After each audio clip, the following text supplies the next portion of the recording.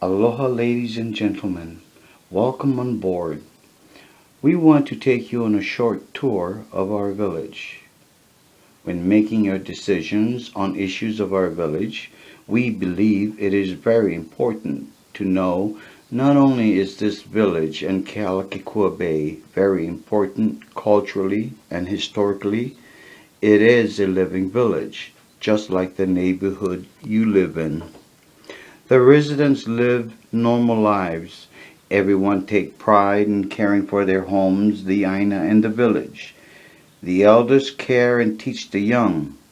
Everyone enjoys the carefree lifestyle of the outdoors, including gathering food from the sea. With this presentation, we want to show you a plan we believe will work for everyone. While working as a volunteer with the Department of Land and Natural Resources for nearly 40 years, reviewing many different plans for Kealakekua Bay, Kaawaloa, and the Napo'opo'o Pier, we think we can help the State Parks Division and the Board of Land and Natural Resources understand the needs of our village and what it will take to make any management plan work. At this time, it would not be wise to open the moratorium. A plan should be reviewed and approved by the Board of Land and Natural Resources and the community, as you would like to have it if it was in your neighborhood. Some minor infrastructures need to be in place. Parking and a ticket and boarding pass facility, including comfort station. Kealakekua Bay and this village are a favorite destination for many of Hawaii's visitors. In this presentation, we will refer to this place as the village. When our visitors arrive on the Kona and South Kohala coast, they plan at least one day for South Kona. That usually is tour of the upper coffee mills, this village, Pu'uhunua Oho Now Now, place of refuge, St. Benedict's Catholic Painted Church, then back to their hotels.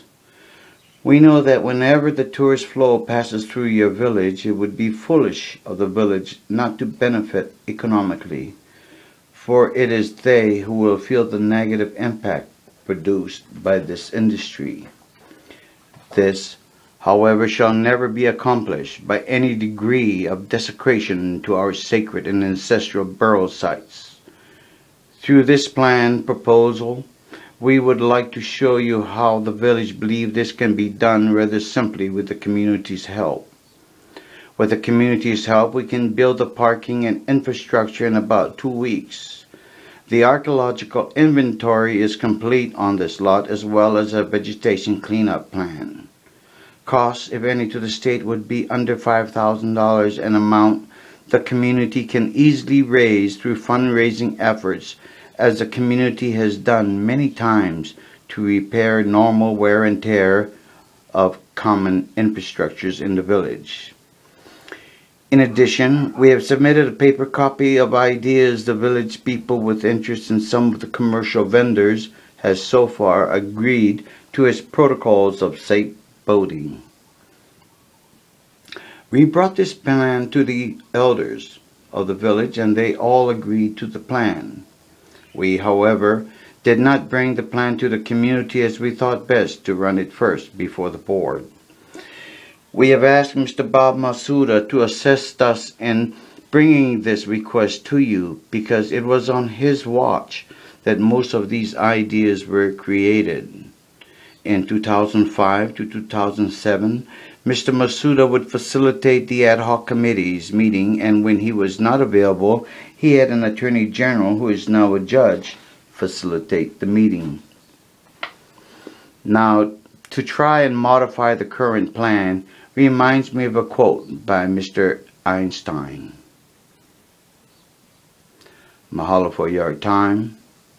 Now I will turn over the narration to our kupuna Delma K. Aloha mai kākou apau, o Delma K Ko'ui Noa. Greetings one and all, my name is Delma K. and I would like to share this video presentation describing our village. One of the greatest problems of the village is ample parking and good management of our commercial entities. In this presentation, I will walk you through this village. Because of your budget restraints, we understand you're unable to visit us in the village. We thought it best we bring the village to you. As one approaches the village, 300 feet before the beach intersection, is a 3-acre parcel of land that has been targeted as the park's parking. It is known as the Gaspar Coffee Mill, the first coffee mill in Kona. At this location, we hope to clean and establish the parking lot and ticket building for the commercial tour companies. There should be signage indicating right turn for tour, ticket, and parking. From there, the tourists will walk to the pier on the ADA access. All logistics for these operations are described in the paper copy submitted. Up till the tsunami of 1960, the village enjoyed the covered shed of the pier.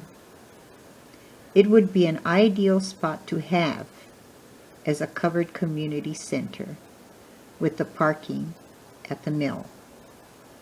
There could be a time use condition for those functions, so it wouldn't interfere with the commercial operations.